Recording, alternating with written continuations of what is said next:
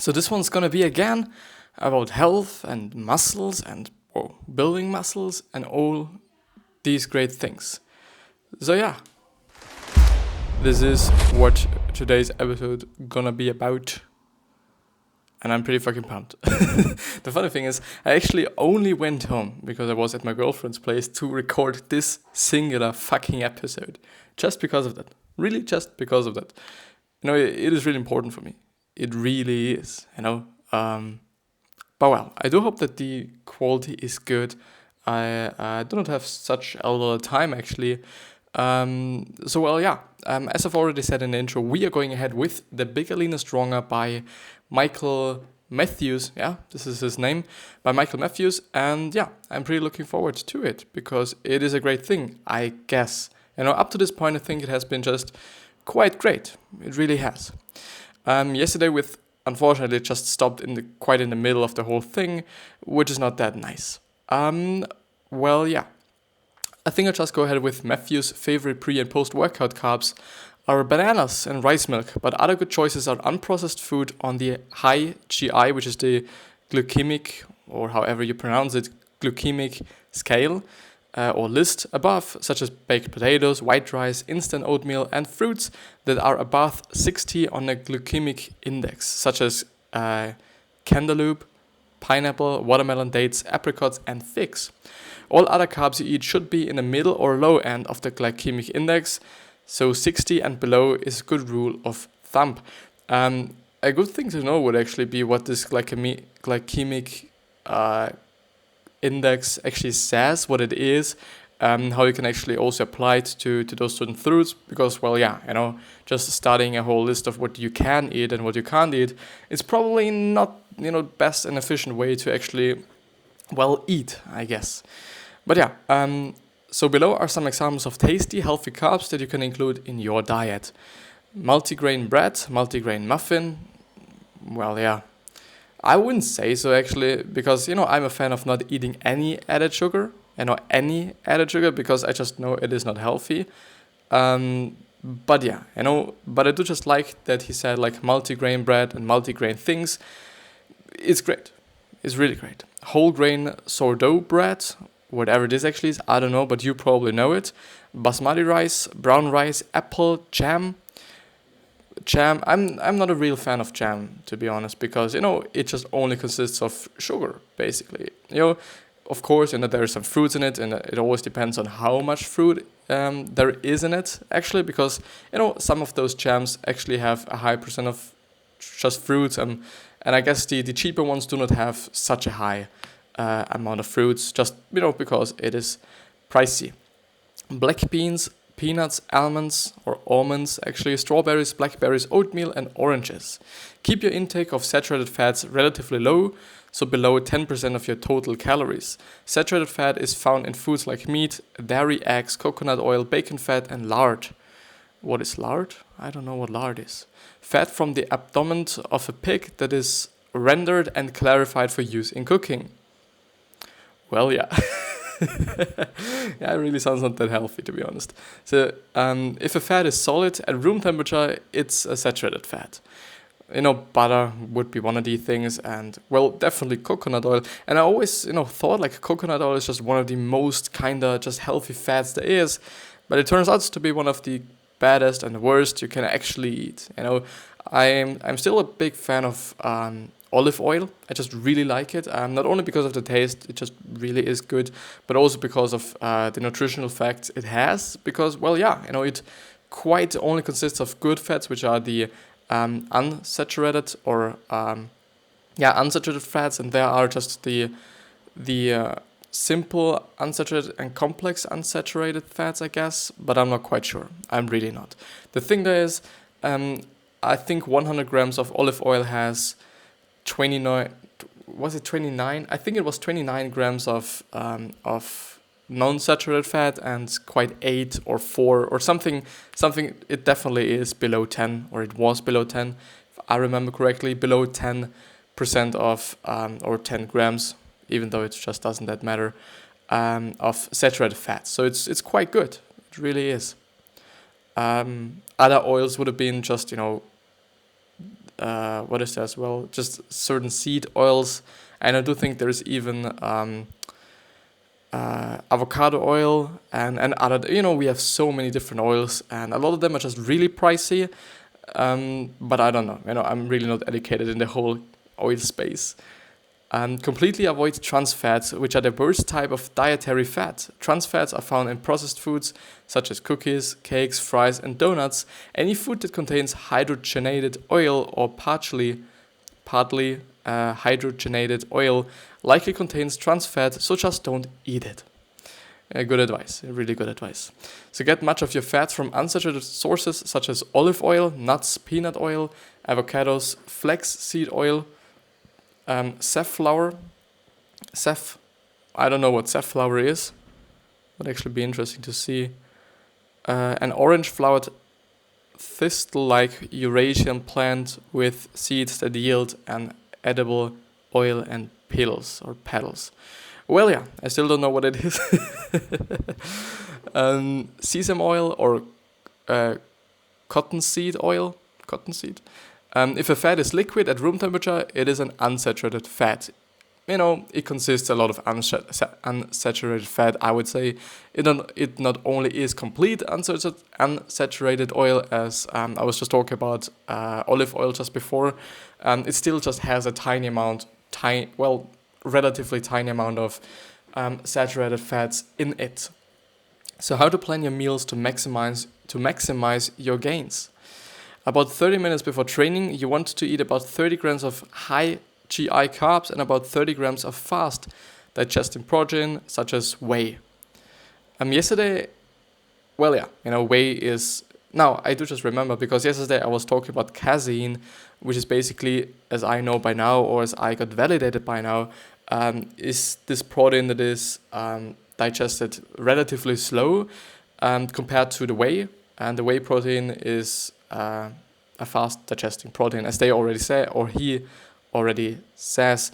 Why then would you just eat slow? I can't read. I can't read and talk today. So why would you eat slow digesting protein? I guess it is probably good, throughout the day actually, so that you can be sure that you get enough protein over the day. Because actually the thing is, eating 100 grams of protein for each meal is probably not the best thing you can do, because the body, as I remember, and as far as I know, can only just absorb 20 grams of protein per meal, or not per serving, but probably per meal. So there's definitely some sort of a restriction on how much protein the body can intake in a certain amount of time. Therefore, actually, just consuming some casein or casein, whatever it is actually pronounced, or some slow digesting proteins, is actually a good way to consume proteins and just be sure that throughout the whole day you just get the whole intake of protein you actually need. Because as I said, probably just eating 100 grams of protein per meal, even though it is just a good strategy, because of course you're gonna get your proteins, because even though you're gonna lose a lot through just as actually pissing it out, you're still just going to have this amount of protein you're gonna have just because you're eating so much of it, even though it is just 3 meals and 3 meals with 100 grams of protein. But I do think you get what I mean. So it is important to eat within an hour of finishing your weight training, and to eat a substantial amount of carbs and a moderate amount of protein. For most guys, this means about 80 grams of medium to high GI carbs and 30 to 40 grams of protein. Matthews like egg, protein powder, or 0% fat Greek yogurt, or low-fat cottage cheese for his pre-sleep protein, but casein is another common choice. The thing there is, I guess, dietary products in general contain casein, but I'm not quite sure. I'm not sure if casein is only the isolated kind of protein, or it actually is. But I think it is in milk, for example, at least as far as I know. So when bulking, 2 or 3 cheat meals per week is totally fine. The thing there is, I think I haven't pointed out, but what I'm seeing there is, it is totally about just, looking good. and having a great body and having a great physique and all those things. And it is also a little bit about health. The thing there is, of course, having cheat meals is okay in general, I would say. If you're trying to kind of just get lean and kind of get ripped, it is not okay. It really is not, because you're going to fuck your whole progress just by 1 or 2 or 3 meals, per week. Per week is actually pretty high. The thing with bulking is, you want to just bulk. You want to get as much mass in a certain amount of time as you possibly can. And of course, eating just super fucking clean might just get a little bit difficult. The thing there is, it is not always the healthiest thing you can do. Just first of all, consuming so much protein. Second of all, consuming so much of everything is not really the kind of just healthiest way to first of all gain weight and or to live and or to eat. Therefore, I don't know. This is based on, I think, just having a great body, having a great physique, getting a great body and getting a great physique. And it is not entirely built on just having a healthy lifestyle and having healthy nutrition, I guess. I really guess, as far as I just see what I'm reading there, or as far as I consume what I'm reading there. So your bigger, leaner, stronger diet plan. Bulking, when you adjust your diet to maximize muscle gains with the usual byproduct of gaining some fat along the way. So bulking is when you adjust your diet to maximize muscle gains with the usual byproduct of gaining some fat along the way, just because you gotta have to consume a lot of fucking calories, and it just needs to be a little bit of fat, At least, bulking, as far as I know, is considered just gaining a lot of weight in a relatively short amount of time, which, first of all, might not be the healthiest thing you can do. And second of all, of course, you're gonna just gain some fat as well. Just because you have to consume so many calories, it is just, it is just there.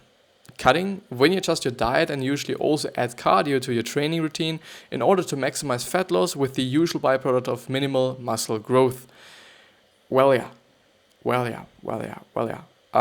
Even though I do just also have to say that some people are actually able to gain quite a lot of muscle mass, even though they're not gaining a lot of fat. Just I think because they're kind of combining bulking and cutting. Of course, you're not gonna just you're not gonna gain as much weight as just pure bulking, I would say, but you're not gonna just have so much fat or excess fat actually, that you then afterwards do just have to cut down again, which is, it is just seems to be a cycle, It really seems to be just some sort of cycle of bulking and cutting and bulking and cutting. And then the last one is maintaining, which is when you adjust your diet to enable you to make slow muscle gains without the addition of any fat. To gain significant amounts of muscle, 10 pounds or more, bulk until you have gained the size you want and then cut to lose the fat. The thing there is you just need a lot of discipline for that. First of all, you need a lot of discipline for actually gaining the weight. At least, it is the case for me.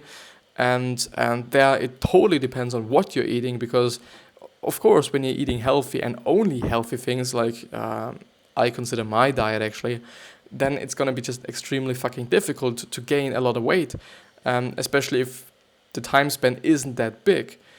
Therefore, it's going to be easy if you just eat shit all day long, but it is not healthy. It is just I think at my point of view at least, it is quite simple, but it is not easy. There's a lot of complexity to it, some sorta.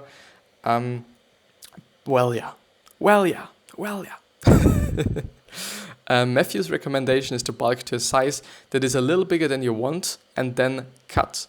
Which makes sense because, there's gonna be fat and you're gonna just, if you then just cut the fat, you're gonna not be as big or as heavy as you were before. Just because it makes sense, I would say. So here's how to determine your starting point for bulking. Eat 1 gram of protein per pound of body weight per day. Eat 2 grams of carbs per pound of body weight per day. And eat 1 gram of healthy fat per 3 pounds of body weight per day. Which is actually kind of the bulking routine or the bulking setup he has. I guess it is quite great, to be honest, because you can see that first of all, he is consuming quite a quite a less amount of, do you say a less amount of? I don't actually know. A less amount of fats, which is, at my point of view, pretty good. Because they contain a lot of fucking calories, which means like, okay, you're gonna probably gain a lot of muscle mass, but not a lot of fat. But maybe, I don't know. Take it with a grain of salt. Because I'm really not educated in this space. I just only talk about these things that I've been reading about over the past 2 to 3 to 4 years, and it has always been a thing that I was quite interested in, to be honest.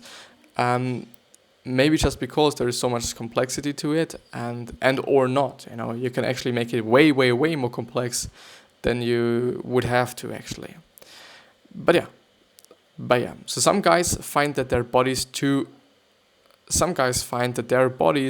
do better with fewer carbs and more fats.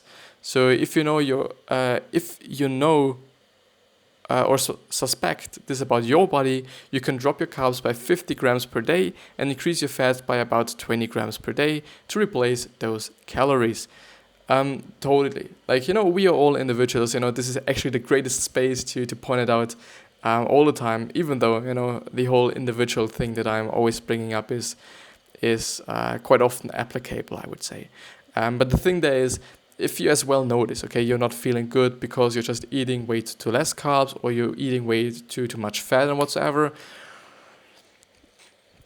I guess there has to be a sort of not feeling good or unpleasant feeling when you're trying to bulk, just because you're just eating, way much more than you would normally eat. But I do just have to say, if you're just feeling pretty bad, if you're feeling really not good, then of course you should just change something up. You should really kind of monitor your well-being and see if you're feeling good, if you're happy. And I think also with cutting, if you're trying to cut, if you're just trying to lose a lot of weight, especially in short periods of time, maybe kind of not consuming any carbs or quite just such a low amount of calories that you're feeling bad might not be the best idea. I guess then just adding 2 or 3 weeks to the whole process and eating more calories to balance it out might be a good thing. Might be. Depending on whether you're new to weightlifting or experienced, you're expecting to gain anywhere from 0.5 to 2 pounds per week when bulking, with a minor gradual increase in body fat. If you aren't gaining weight or strength or energy level, or your energy levels are low after a couple of weeks of bulking, you should up your calories by about 300 per day for another week or 2 and see if that fixes it. The easiest way to add calories is to eat about 70 more grams of carbs per day. I would say so, because carbs are relatively easy to consume, even though I'd also have to say fats could have been, or could also be just a great choice, just because 1 gram of fat has 9 calories and 1 gram of protein and carbs has 4 calories. So it definitely is a little bit more, which might make it a little bit easier to consume this amount of calories that you need, even though I guess eating a lot of carbs just, especially those carbs that are just simple and not complex, like, fruits and, chocolate and all these, often unhealthy things, which contain a lot of simple carbs normally, so not everything, but sugar, for example, is also a simple carb. These are just consumed relatively easy, I would say, just because I guess, at least this is what I've also felt sometimes, by eating a lot of fat, you're gonna just feel like throwing up. At least this is this is the case for me sometimes. When I'm eating a lot of nuts and when I'm eating a lot of those fatty things, I just really feel like throwing up sometimes. After eating just a bunch of it, not like a few grams or something, but actually eating maybe a little bit too much of it. I really do feel like, not gonna be the best thing I can do, or not gonna be just. Actually the best thing that I can do. So adjust your calories up by about 200 for every 15 pounds that you gain. What the fucking hell? It's just going to be amazingly difficult to then just cut the weight you have in excess, because you're going to need a lot of discipline for that, at my point of view at least, just because then maybe in the end you're just used to having, I don't know, a 5,000 calorie diet, and then you just have to cut it back to, I don't know, 3,000, which is 2,000 less, which is just a lot, which is really a lot, because we just adjust to so many things, we adapt to so many things, and we just get used to so many things so easily as well. It is just really easy. Well, yeah. So eat at least about 30% of your daily carbs in your post-workout meal. This is about 80 to 100 grams of most guys, or for most guys, but feel free to go higher if you would like. As a general rule, try to get at least 50% of your daily protein from solid food. It makes a difference. Which means not shakes, I guess. Even though I believe it's just one of the easiest things to up your protein intake, just because it is relatively easy. I assume I've never actually drinken protein shakes, just also because I kind of consider it not so healthy, because it is isolated, and well, yeah, I think there's just a reason why whole foods in general are just the healthiest thing you can eat. Well, yeah, I just always like to kind of think about how would the people 100, 200, 300, 1 million years ago, how they would have eaten. Because I consider them probably a little bit healthier than just we are living nowadays.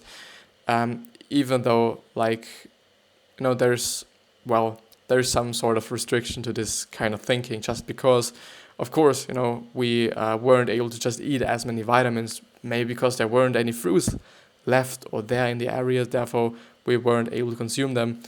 But yeah, I think that we nowadays do just eat just a lot of fucked up shit. We are having not the healthiest kind of routine or nutrition or diet that you can have, I guess. At least most of the people. Some of them, especially the athletes and whatsoever, they do just have a really fucking healthy diet just because they have to have. And also those who just get that they actually have to perform. Like, influencers or just people that are high in demand, like CEOs and whatsoever, I think they just also have to eat healthy because they need the energy, and they do not have to or should not be tired all day long because they've eaten a bunch of shit the last day. I guess, yeah, people know, I guess.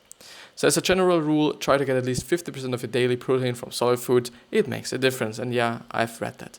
And now I'm coming to something that I'm very, very, very, very interested in, which is the whole working out part. Even though I do like how he has constructed this summary and how it is actually built, let's say like this, because the whole kind of food part and the whole, what you should eat, what is good for you, whatever, is way bigger than the whole training part, because it is also just important or more important than the working out part. Of course, just working out and having a great workout and whatsoever, first of all, feels good and also feels like you're just gaining a lot of weight and or a lot of muscle. And second of all, it is just important. Like, if you're just eating the very healthy and a lot of proteins, but you're not working out, well, there are not going to be any gains. But the thing is, if you just work out like just a fucking idiot and you not eat healthy and or the proper amount of calories and food, then you're also not going to just, gain a lot of muscle mass.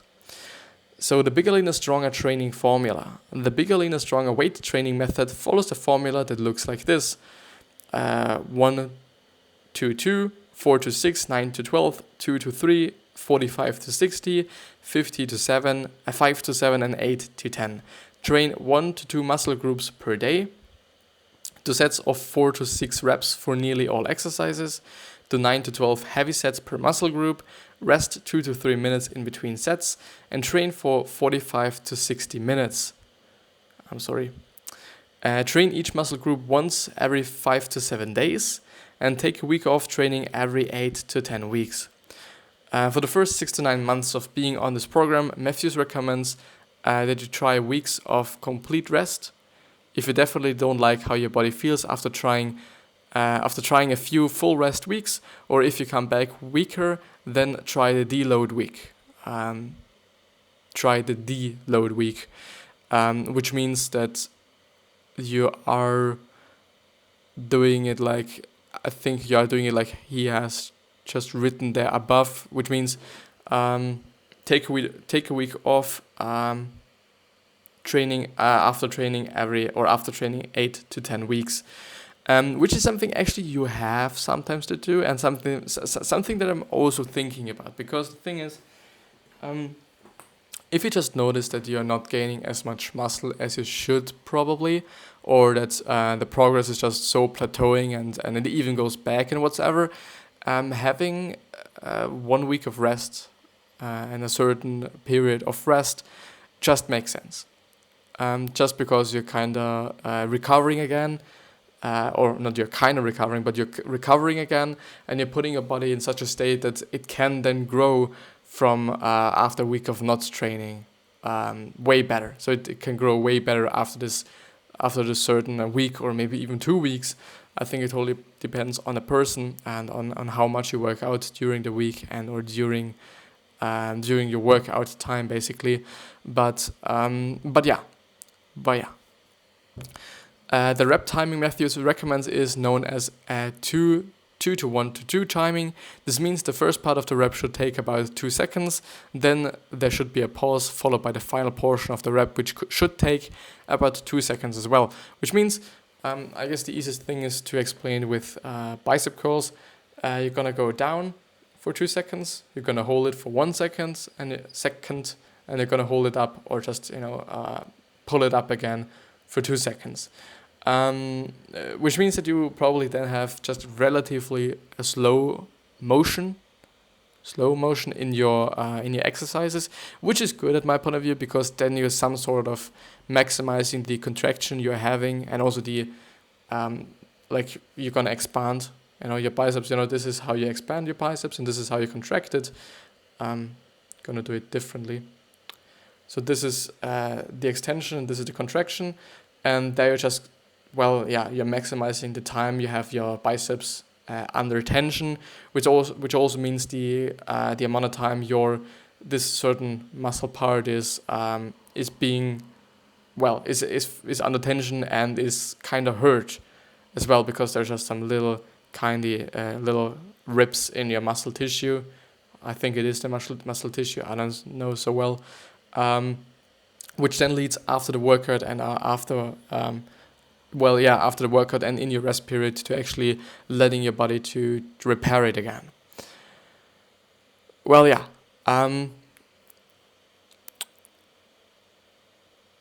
And if you're bulking, Matthew recommends 2 to 3 days of cardio per week, which is actually pretty well. Because something that I do just have to say is that a lot of people, I think, are not doing as much cardio as they should be doing. Me, for example, I'm not doing a lot of cardio. I really don't, even though I pretty much like it. I like, for example, riding my bike and whatsoever. I really love it even. The thing is, it just takes a lot of time. I only have 24 hours. Maybe I can just save a lot of time by just doing something differently. This could definitely be the case. But, I actually do want to... Has he been speaking about how often you should work out every week? Train each muscle group once every 5 to 7 days. And you should train 1 to 2 muscle groups per day, which means that you should be probably working out between 5 to 7 times per week. Something that I do not do, and something that I'm actually trying to do, and I'm willing to do it as well, because I do just want to see how much progress I could make by just working out every single day. Maybe I'm even going to start today, because today I do have to make my workout, or I have to do my workout. Probably going to do it. But this is going to be the end of the episode, and I don't know, maybe there's going to be another episode today. I actually do not think so, because I would have the time, I guess. I really would have the time if I would just really stretch, I guess. It would probably be possible, at least quite a short one, like 10 to 20 minutes or something. Just not really going forward with one of the things that I started, but actually just talking about something so that I do have an episode, just because it is important for me, or actually recording one for tomorrow. Uh, what day is today? Today is Friday. Tomorrow is Saturday. Well, well, I guess I'm gonna just go home tomorrow as well. But yeah, something to discuss about today, or to this. Well, I can't actually talk today, and my pronunciation is always just really shit today. But well. I wish you the best health of happiness and success, and I also hope that you're going to remind yourself on how you're gonna be remembered, which means your legacy. Therefore, just be the nicest person you can be. And yeah, even though we can't serve everyone, some people just not going to like us. They're not going to love us just because. I think it is our default state to not like everyone. But still, we have it in our control, and we have it in your hands, or in our hands, actually. Yeah. And with that being said, I see you the next time.